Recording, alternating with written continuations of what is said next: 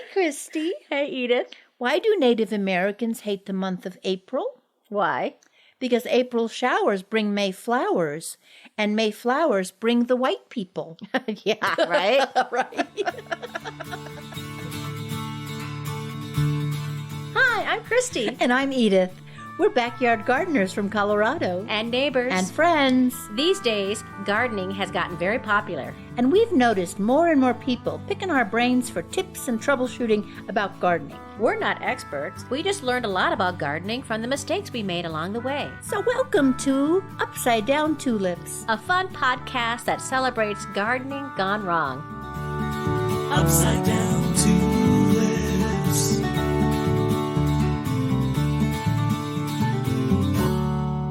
Hello, everybody. Hi, everybody, and hi, Christy. Hello, my neighbor and friend Edith. How you doing?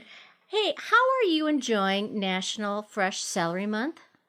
You How's it going for you? Christy, you cannot find fresh celery at the grocery store. Everybody bought it like it was toilet paper. Exactly. There's a run on celery. There's a run on fresh celery. Yes. The old limpy stuff in the bin. And it's National Gardening Month still. Because it's the same month that it was last week. Yes, good. Astute observation, Christy. Thank you. Do you know that the show drops, Edith, on the 20th? And it's going to be National Lima Bean Respect Day. Wait a minute. Isn't it also pot day? 420? Oh, it is. 420 is a big day here in Colorado. That's right, yes. Yeah. And Lima Bean does not get enough respect, even on National Lima Bean Respect Day. It can't get enough respect. You can't share a day with pot and really expect to get a whole lot of limelight. Especially if you're a lima bean. Yes. My mother loved lima beans. That's one of the few things I don't like. I don't like them either. It tastes like vegetable liver. That texture? There's a texture about it that's just kind of squeaky. Look at us talking bad about vegetables. That's not right of us, Christy. Sorry. I'm doing it too. Okay, so talk about other things. Yeah, your improv training in terms of initiations, Edith, is really showing up here now. Really paying off, isn't it? Yeah, very nice. Well, we could, in terms of other things, we could acknowledge one of the members of our garden party, Edith. Oh, let's do that. Today, we'd like to give a special shout out to Paula M. for being a member of our garden party. Thank you so much, Paula. We really appreciate it. This means that Paula is a patron, which means she contributes a couple bucks a month to help support Upside Down Tulips to keep it fun and informative and as good looking as it is. And if you want to go more than just a couple bucks, you can get yourself up to the level of Attic Tomato. Yes, that's right. Yeah, Attic Tomato. We don't have enough Attic Tomatoes. An Attic Tomato level is $25 a month. And with that, you get an Upside Down Tulips mug and an Upside Down Tulips t-shirt. A personalized thank you note. Yes, and seeds from our gardens. And seeds from our gardens. Plus that thing that we have about undying gratitude. It's a potpourri of gratitude, isn't it, Edith? Yeah, it is. A potpourri of gifts and gratitude all coming your way if you're an Attic Tomato. But what if you're more than that? Could you be more than that, Christy? Yes, you could if you're very generous. Yeah, okay. Yeah, you could be a Mother or Father Nature at $50 a month. Yeah. No pressure, folks. Okay, moving on. And if you folks want to learn about how to become a member of the garden party, all you need to do is just go to our website, or you can look in the show notes and you can see a link on how to become a member, a supporter of Upside Down Tulips. And there's also a link if you want to get merch, because we have not only our regular Upside Down Tulips merch, but we have our brand new t-shirt, mugs, etc. that say, when in doubt, mulch it. Yeah, very fun and cute. Yeah, both fun and cute indeed. And useful to have in the garden. Hey, how's your garden doing? Well, I finally put the snow shovel away. Oh, silly me. I know, right? Folks, we woke up today to, 6 inches of snow? It was a lot of snow. And heavy. Heavy snow, and it's been cold. So this last week, I was able to plant one row of beets, and then it got cold. So, Christy, you know what I did? For 2 hours today, it was mid-40s and the sun was out. I put my seedlings on the porch and I watered them with warm water. Oh, is that smart? Like little mittens on them. Yeah. Put a little blanket on Like you gave them a little hot tub. They got a hot tub because they absolutely have to have the light, right? Mm-hmm. So I put them out there. I took the winter sowing jugs that I have, all of which now have plants except for the columbine, put them on the porch. Columbine will take a little while. Oh, that's Don't good worry to about know. it. Okay, good. Oh, good. Because everything else is going gangbusters. And I covered it with a towel for the night. And that was my big foray into the garden this week. You? Well, I didn't do much in the garden because it's been chilly out. And then I remember you telling me you were going to bring in your winter sewing jugs. And yesterday I was all kind of cuddled in with a nice sweater on. And I was having a mug of soup. And I was watching a really good documentary on football, which I think you would have liked, Edith. Oh, what was the name? It's called Al Davis versus the NFL. Oh, I would love that. It's all about the owner of the Oakland/Los Angeles/Las Vegas Raiders and his disputes with the NFL over the years. It was really interesting. All right, thanks. So I was all cozy and enjoying myself, and it started to snow, and I looked out of the snow, and I thought, I'm not going to go bring everything in. I'm not going to do it. And then I thought, yeah, but Edith brought some of her stuff in. Maybe I should too. I said, no, I'm too comfy. I'm just going to let the strong survive. And then I thought, well, last year I lost about a third of my little seedlings because we had that really big cold snap. That's right. So I thought maybe I should go out there. And then I was thinking, well, maybe that was really cold. Is it as cold as that is? Maybe it's not. I don't know what to do. And finally I just went and screw it. And I really didn't say screw it. I said another word, but we only swear apparently during our holiday shows, Edith. So I won't swear today. So did you bring him in or were you a Darwin? I went out and everything that had sprouted, that had seedlings in it, not because of the snow, folks, but because of the cold of the winter sowing jugs, I brought in. And if you don't know what I'm talking about, check out episode 25 about a method to winter sow seeds outside to start your seeds. It is one of our most popular and talked about. It's actually talked about episodes. Episode 25. So I did bring those in. And so then when I did that, I thought, as I'm standing out there in the snow and I'm looking over at my rosemary. And I thought I was so proud that my rosemary survived the winter. And I thought, you know what? It's going to get in the low 20s. So I covered my rosemary back up. Oh, good. And then I thought, I wonder if I should cover up these pansies that I just did. Because if we're going to get all this wet, heavy snow, I don't want the pansies to get smushed. So then I covered up my pansies. And then Edith, I started going crazy. And then it was midnight. And then I started thinking, you know what? I don't want these tulips to get smushed. So I started covering up tulips. And then I just ran out of buckets. And so then I came inside. Oh, good. Okay, well, everything's going to be great then in your garden. You saved everything.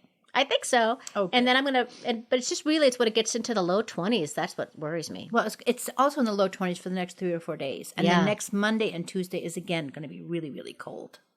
Yeah, 30s doesn't bother me. Yeah. Or the plants. They don't really mind either, but 20s, no. Those little seedlings don't like that. Yeah. So that was kind of the extent of what's going on in my garden. Oh, good. Yeah.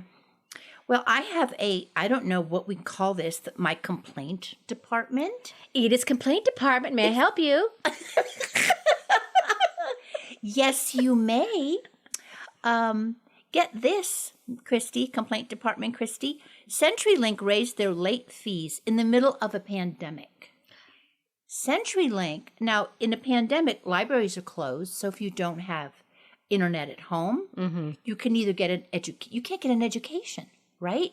So they raised their fees from $15 to $17, like you're 1 day late, $17, which to me is almost 30% of my monthly bill. A late fee of 30%. So this is your internet. This is my internet. This is the same company, CenturyLink being its name, that in 2019, because of their hidden fees and deceptive practices, had to pay nearly $8.5 million in a settlement with Colorado. So I called them and I said, what I just said to you, I said to the guy. And he goes, okay, you can have it all back. This is why I'm telling this story, to tell our listeners to push back, to tell them to point out things like it's a pandemic.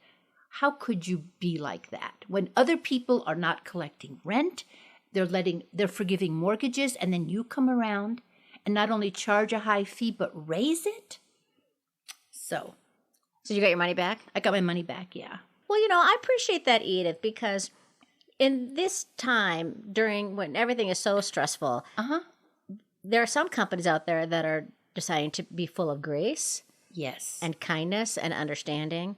And then there are other companies that are seeing it as an opportunity. And making so much money. And it's so wrong. It made me sick. And one thing, about if you call and complain about something, but never get whiny or angry, they're at a loss. If you complain kindly, they don't even know what to do. So they end up trying to get you off the phone by saying, okay, I give up. Yeah. Take it back. And it also can be that sometimes the people on the other end of the phone aren't empowered to do anything about it. Yeah. And when you're nice to them, they are so taken aback. Of course, I had gone through quite a few people before I reached this guy. This guy was empowered. All the unempowered ones, I kept saying, can I talk to someone above you? Very nicely, though. Yeah. Thank you. I'm sure a lot of people can relate to that if anybody out there has had to apply for unemployment at all. And all the challenges that are with that. I'm staying on hold forever. And look how long it took to get it. No wonder people are going to be late paying things. We couldn't get our unemployment for months and months. Okay. And that, ladies and gentlemen, was Edith's Complaint Corner. Oh, wow. Okay, folks. Well, if there are any words or terms that you don't understand, we highly recommend that you check out our Upside Down Dictionary on our website. It's humorous and informative. Just click on the link in the show notes. And if you want to see pictures of our garden, inspirations, gardening jokes, all the things, visit us on Facebook, Instagram, Pinterest. Oh, you know what? We have blogs, too. My gosh, we have a YouTube channel. And you can sign up for our newsletter for updates, jokes, funny garden signs, etc. Yay!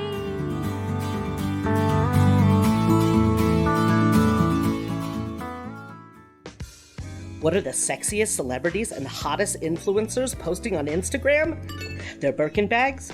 Their designer dresses? Their cleavage? No, it's their gardener hands. Oh, yeah. Everyone who is anyone is gardening these days.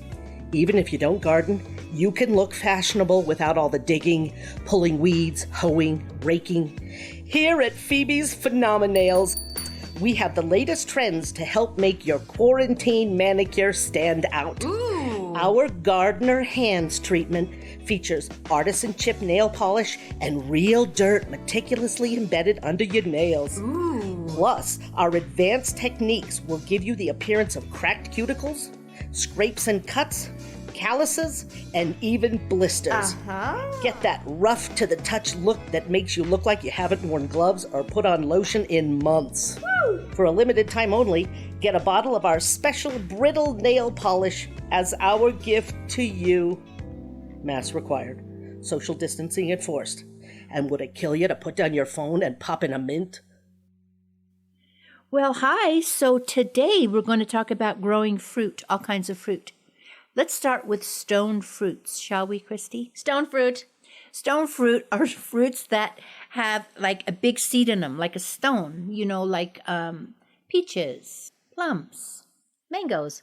nice, cherries and nectarines, all of these things. Now, we're in Denver, and when I moved into this neighborhood like 25 years ago, all the alleys, Christy, were full of old peach trees and plum trees.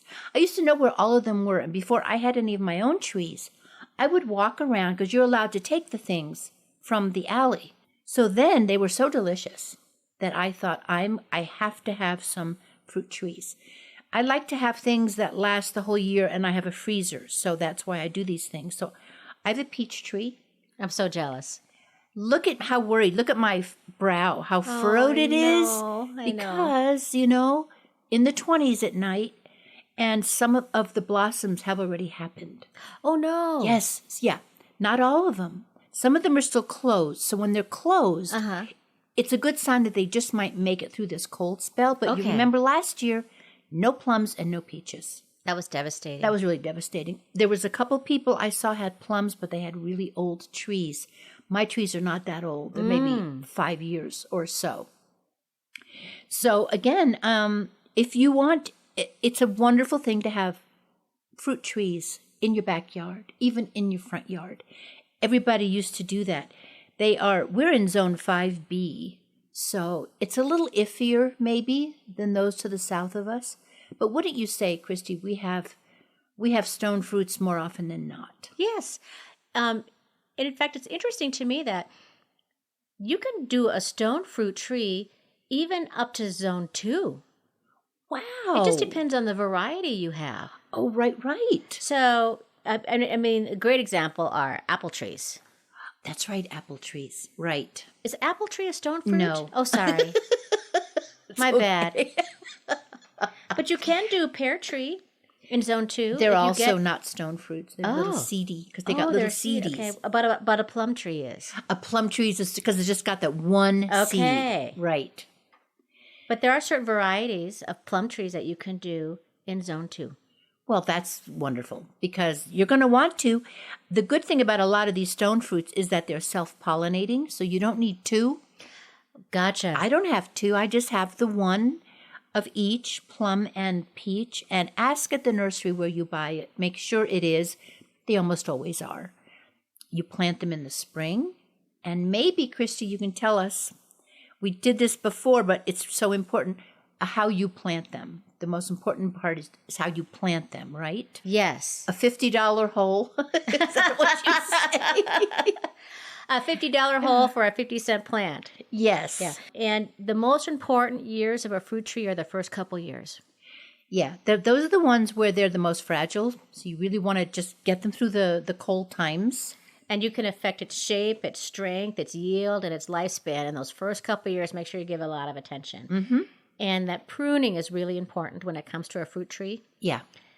About making sure you remove dead wood and thin out branches that cross each other. And also on my peach tree, I've noticed there are these branches that go straight up, these shoots that go Yeah. straight up. Got to get rid of them. Really? Yeah, get rid of them. Oh, that's 'cause- so interesting. Uh-huh. So that you want to shape the tree so it has, you can overdo it if you let every single thing grow. Mm-hmm. You don't want that. You want a lot of the energy to go into the fruit itself. So you cut off the suckers on the bottom, cut off the branches that cross, and cut off those ones that shoot straight up. So the energy goes into the fruit. Yeah, into the fruit. And you want to prune. A good time is, when the sap is not rising, when it's kind of dormant. So, I do it usually in the late fall, early winter. Of course, you plant them in the spring. I had that happen with, I have a choke cherry, and I wanted to get it pruned, and the landscaper says I won't prune it now because you could be in danger of having blight. So you should wait until the fall. Mm-hmm. So he came back in the fall to prune my choke cherry. Oh, good. Yeah, You should also, when in doubt, mulch it, almost always mulch it. but not right up to the bark. Nope. You should give it a little breathing, or maybe you think 6 or 12 inches away. That's what I do, yeah.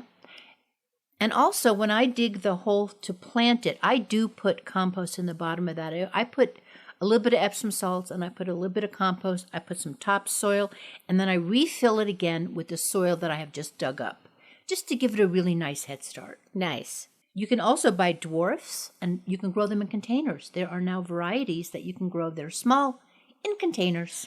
That's like last week when we had our container episode. I mentioned that there are people who are growing trees in those old-fashioned metal garbage cans.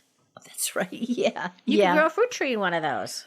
Now, did you notice that you hardly ever see fresh apricots at the store? Yeah. They don't transport well. I never knew that. Oh, that is interesting. Yeah, there is a apricot tree right by the bus stop, Uh-huh. but I never see them at the store. You can see them dried or frozen, but that's why. So if you love them, you can grow them. And I have a note that says that there's an apricot tree, Edith. Yeah. That's called the Manchurian apricot, and it's good for zone 2 and 3. Wow. You won't get fruit every year. You'll get fruit every other year. And Wouldn't that be it's amazing? designed that way, not because of the weather, just Yeah. because that's the way it goes. Oh, Yeah. that's amazing. Wouldn't it be great to just go out and have a fresh apricot? It would be. I had, great dreams of my choke cherry tree that I got. I was so excited because I was going to make choke cherry jam, and it's also a really good dye. But all it is right now is just a very beautiful bird feeder for the robins. Oh, sometimes that's enough. It is enough because I tell you what, the blossoms on a fruit tree are so beautiful. They smell so good. Yeah, and they smell like the fruit. It's delightful. Well, And it brings the pollinators. exactly. The smell brings the pollinators. You get to smell something great. There's two kinds of plums. You can buy either a European or Japanese. Are the varieties for plum. I think mine is Italian plum, and it's so good. So good. Now, you have an apple tree too, right? I have an apple tree in the front, yes. And there's a lot of apple trees in Denver. The thing about it is it always is very, very wormy. So I cut around that part and I make enough applesauce for the winter. That's usually what I do with my apple tree. Or, cut it up and use it for, I don't make pie, but some other thing I might make. Like apple brown Betty. I don't really make that, I just wanted to say it. Apple brown Betty, I love that. So I was surprised when I was at the nursery a couple weeks ago and they had all these citrus trees out there. And I thought, oh, you got to be kidding me. Who's going to waste the time and energy to have a citrus plant in Zone 5? Because really, it's our friends in California and Hawaii and Florida, Puerto Rico that can have citrus. That's more like Zone 9 and 10. However, I did learn some good tips on how people in all zones can enjoy a citrus tree. Oh, how? You can grow a citrus tree indoor year-round and then move them outdoors for the summer. But you have to have special qualifications for inside. Your tree should be in a sunny south-facing window, so you may need to consider supplementing low light conditions with artificial lights if needed. Or you could just knock out a wall. Yes. Just knock it down. Big window. Uh-huh. You should make sure that your soil is kept moist, but not soggy wet. You'll need an acid fertilizer for flowering plants in early spring, early summer, and early fall. And you'll want to make sure that your citrus tree inside has high humidity. That's why it's so tricky here in Colorado. But as you said before, Edith, a great way to increase humidity in your home is by placing the plants on a gravel tray filled with water. And keep the pot elevated above the water line. And you want to avoid drafts of hot and cold air.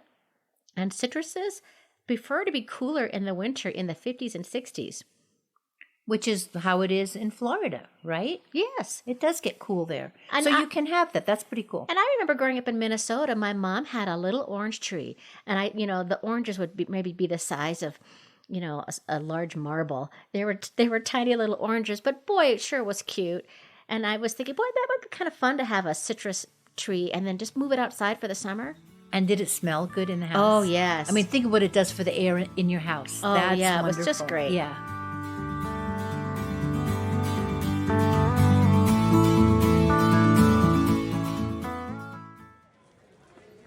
Hello, Christy here. Edith and I are in McCool Junction, Nebraska at Phoebe's Farm Fashions Runway Show. This is one of my favorite events of the year, as it answers the question, what will farmers and gardeners be wearing next year? It's starting. The first model is walking down the ramp. It looks like she's wearing a large, shapeless onesie. No seams. That is so avant-garde.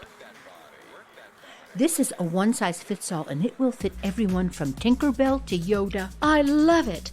Rather than old-fashioned overalls, whose straps and buckles can chafe after a few hours of hard physical labor, this is comfort first for the person who doesn't give a flying fig about what other people think. Oh, look how it floats around the body when the model does the turn. She looks like a hot air balloon. Beautiful. Here comes the second model with accessories. Look at that sun hat. Is that lace netting over the face? It's mosquito netting. Fashion forward and protective genius. An homage to Versace, maybe? And the gardening gloves. Even the smallest hands look like man hands in those. And the claws at the ends of the fingers for garden work? Billie Eilish nails. High fashion and utilitarian. Oh, this is the creme de la creme. I've never seen anything like this. Am I seeing 30 pockets in those gardening pants? Yes! Echoes of Givenchy 2005. It's like wearing a fisherman's vest on each leg. Not just pockets. There are loops where you can fasten your rakes and shovels, which she has done. It turns the gardener into a walking tool shed. Oh, it looks like the model has fainted under the weight of the tools she's dragging. Well, it serves her right for weighing less than a hoe and a shovel. Christy, you don't mean that. Yes, Edith, I really do. We'll take a break now until they start the show again. You know, Christy, you mentioned fertilizing. Now, if you only have 1 or 2 trees, if you over-fertilize, you'll get a beautiful tree, but maybe not fruit. So an easy way to do it, you can buy these fruit tree fertilizer spikes. And you put them in, and they give nutrients for the whole year. Now, I have never actually done that, but I read about it. So you might want to do it. It feels to me like that sort of like Dracula. Like you get the spike and you get the big hammer and you spike it into the ground.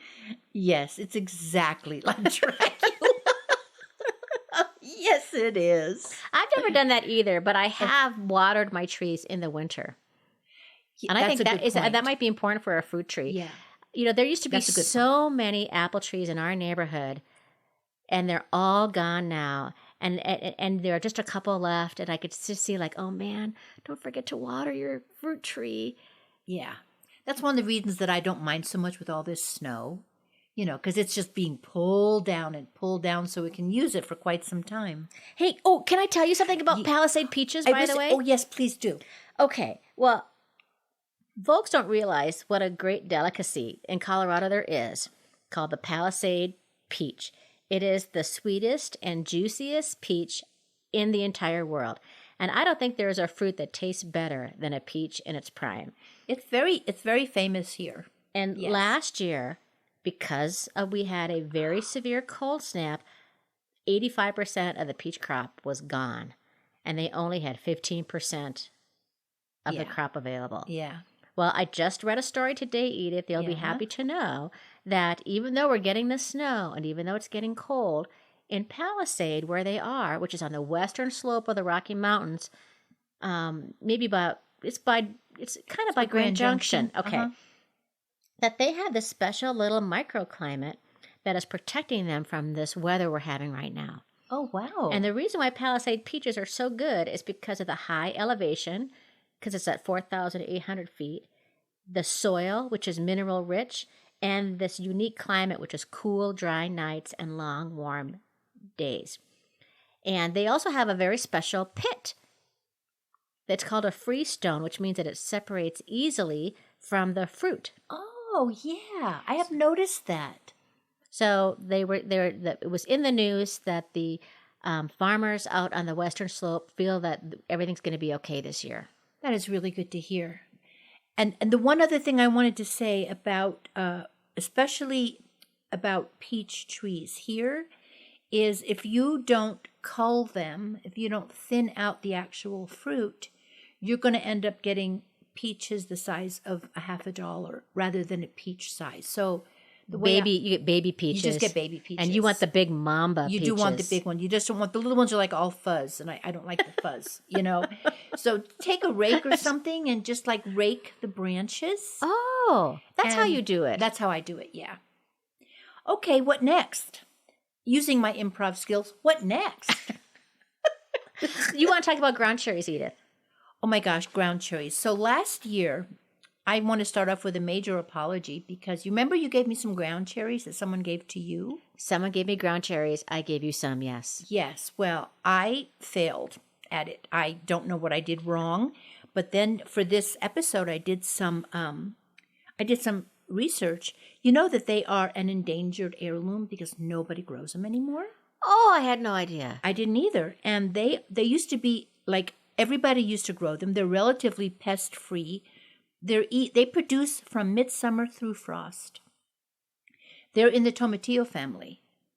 They come like they look like they're wrapped in little paper, like little paper lanterns. And I did eat one, and it did taste kind of pineapple-y, which is how they're supposed to taste. Oh, that sounds delicious. Well, apparently they make the best jam ever. So what I'm going to do... and here's the other really thing that I absolutely love about them, which I didn't know. Ground cherries will continue to ripen if placed in a well-ventilated container on the countertop. Gotcha. They will store up to 3 months. Oh my gosh. Yeah. So now I'm really sorry that I did not pay attention or take care of the ones that I had. Well, you did better than what I did because you planted yours. I did plant mine. And mine sat in their little pots all summer long. And then eventually, I think around August, I planted them. I don't, you know what, Edith? I can't even remember where the heck I planted them. Oh, you know what Where we did I should put do? 'em? Because, you can dry them like raisins, too. You can make raisins out of them. I have no earthly idea where I planted those ground cherries. I did plant them in the ground. They're in the ground somewhere, and there's a lot of ground out That's there. what I know. Yeah. Let's talk about vines and things that grow on vines, like fruit. Okay. I have a grapevine, which is the easiest thing I have ever grown in my entire life. My gosh. I Not me. I don't even know that I remember it's there most of the time. And it gives me the most beautiful Concord grapes. And they're little. They're not like store-bought. Everything store-bought is all big and bloated and stuff. But they taste better. Yours tastes better, I bet. Oh my God, they're so good. People come from miles around. Okay, I'm making that up. People come from up the block, to ask for them. People coming from miles around to see Edith's grapevines. I just planted one, and it has reached the entire width of my yard, which is probably like 150 feet. Okay, Edith, I have a grapevine. Yeah? And it was there when I moved in the house 20 years ago. Yeah. And it was maybe about 2 feet long. Uh-huh. And now it's about 3 feet long. Really? I mean, it just must not like where it is. It's my only guess. They love sun like all the time. That could maybe be the problem. All the time. Especially morning sun. Is yours up close to the house? No. Does it get morning sun? No. Okay, we're beginning to unravel the mystery here. About my grapevine. Christy, It's pretty pathetic grapevine. Christy, we got to do something about it because grapes are wonderful. I mean, mine grow. I have a chain link fence back there, so they cling onto that. It is beautiful. And it becomes a privacy fence with grapes. And It's then you can beautiful. see birds going inside, and you can see it fluttering as they make a little dinner out of it. I just love them. That's nice. Yeah. Other things that grow on vines are cantaloupe, watermelon. Uh-huh. My one of my enemies. Your honeydew. You Honeydew don't like melon. It. Yeah, so she actually talks about it like it's an enemy. My enemy, Like it comes, it honeydew knocks on her melon. door. She sees it in the ring and goes, "Oh no, it's a honeydew at the door." Well, I have never been able to grow watermelon. I think I tried put it one out year. too late. Yeah. I think that's a big issue is that if you're going to grow cantaloupe and watermelon, you got to start them early. Yeah. As early as possible, and even means like starting them inside your house.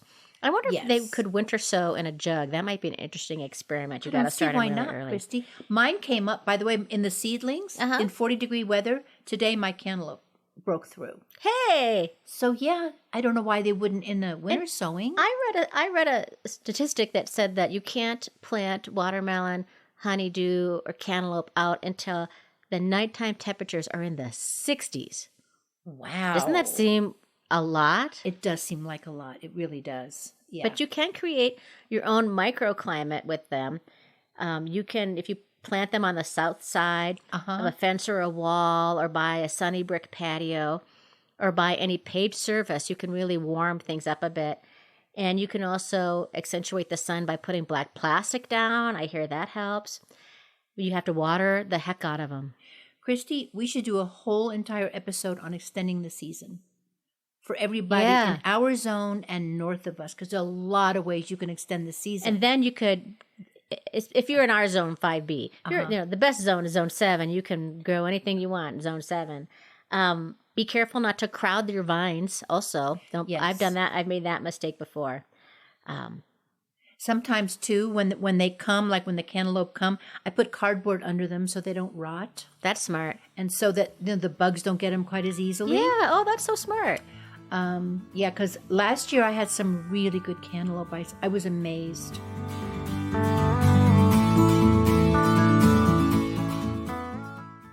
Ever wonder why gardeners are so gosh darn happy? I love weeding. My plant died. Oh well, I'll just plant something new. It's because scientists have identified a microbacterium found in soil that improves brain function and increases serotonin and therefore makes you happy. Hi, it's me, Phoebe, the celebrity stylist and influencer who brought you Phoebes Phenoma Nails and Phoebe's Fashion. I always have my manicured finger on the latest trends and hottest fads. If you want the mood-boosting benefits of toiling in the garden without all the digging, pulling weeds, hoeing, and raking, you should try Phoebes Choice Moist Soil. My Choice Moist Soil features real moist soil that has been toiled by a real gardener with joy in her heart and happiness in her joints. And her loins. Oi! Made with thousands of living organisms of only the best bacteria, fungi, algae and protozoa, archaea, and actinomycetes, including a wide variety of mites, nematodes, earthworms, ants, and insects. I don't know about you, but I'm getting tingly. Ooh, talk dirty to me. Just add water and apply Phoebe's Choice Moist Soil all over your body, and you'll be as happy as a pig in mud. That's the way I like it. Quick and dirty. Plus, Phoebe's Choice Moist Soil has so many other uses.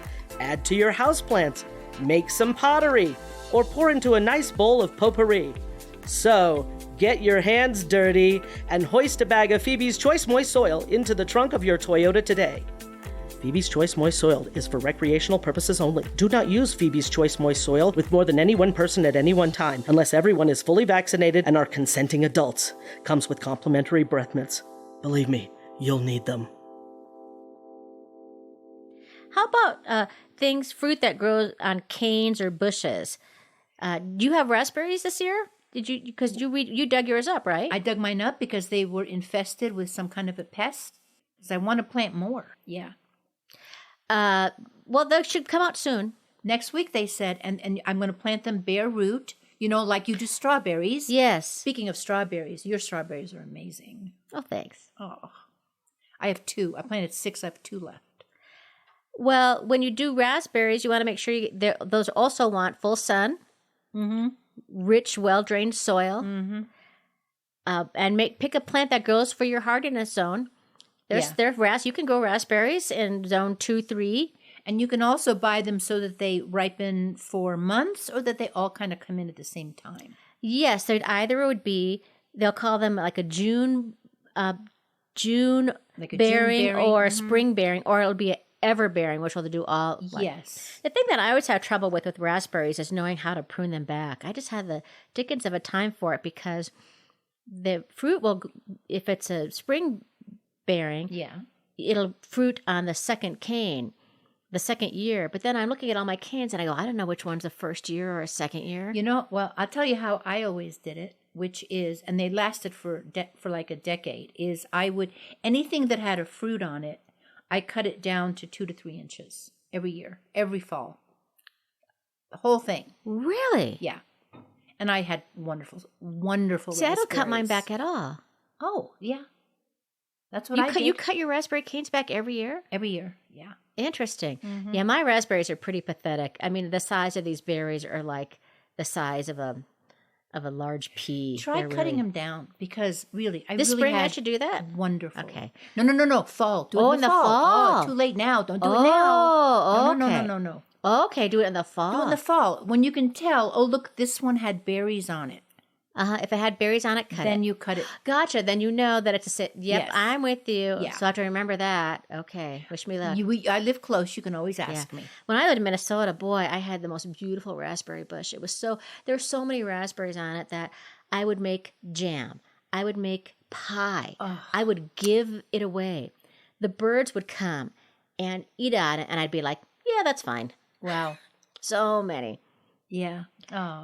Do you know that you can grow kiwis in our zone? No, I did not know that. There are varieties that do that. There are kiwis that you can grow in zones 2, 3, 4, 5, 6. Wow. I might want to try that. Have you ever done blueberries? I did. They died. My soil was not acidic enough. What do you have to do to get it more acidic? Throw antacid on it. It's the opposite.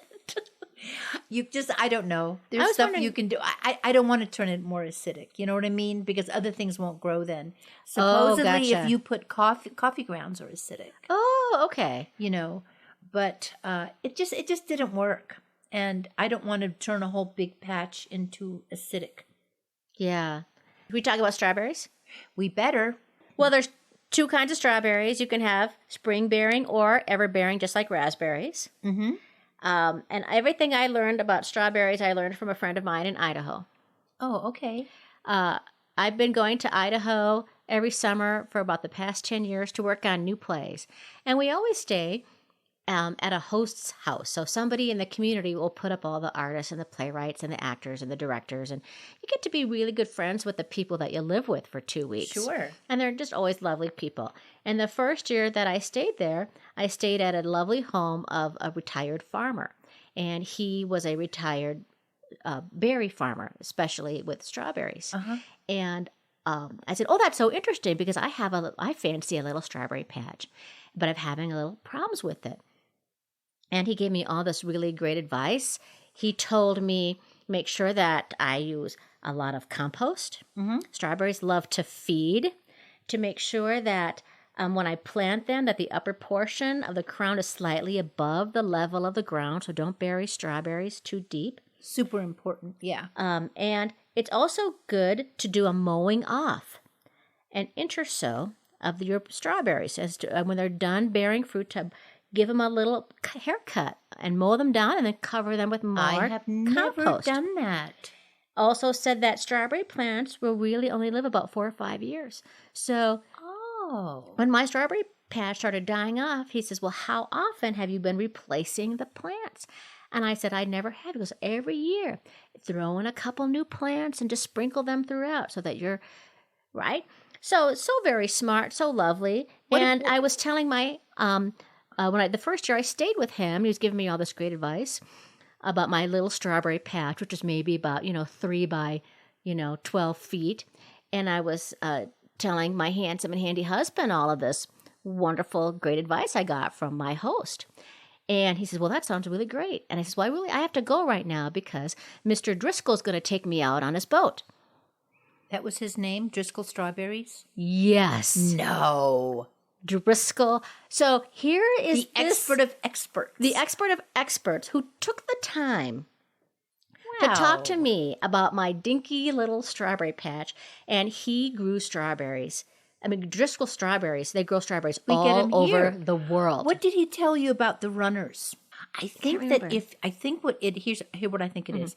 If you let the runners grow, you're going to have way less berries because again, the energy goes into forming a new plant. If you're trying to expand your patch, That might be what he meant too about like cutting things back and giving it a little haircut. yeah, okay. And if you find that birds and squirrels are getting to your strawberries, Uh-huh. I covered mine with a bird net, and it made a huge difference. The other thing, remember one of our hacks from a long time ago? Put little red stones out there, and the birds come. They think it's a strawberry, and they're like, "Darn it!" and they fly away, and they never come back. I love that. I do too. And find a little kid to pick the strawberries for you because really, that's a terrible job. Oh, you don't like that? I love picking the strawberries. Oh, it just hurts my back. Oh, the smell. Yum. Christy, you know what time it is? Oh, please tell me. Please tell me. It's mailbag. Ring, ring. Oh my gosh, we have a good one, very brief, from Catherine G. "Hey there," she says. "So I don't like the mulches that are made up of lots of woody parts. What else would you suggest? Thanks." She gets right to the point. Yes. Well, Catherine, if you don't like woody parts, you could use lawn clippings. You can use soil pep that I adore. Love the soil pep. You could use pine needles, Uh-huh. shredded newspaper, Yeah. straw. Straw, yeah. Make sure it's straw and not hay. And you know how you tell the difference? It has a hole in the middle. Like a straw. Like a straw. Which you taught me. I never knew that. Hope that helps, Catherine.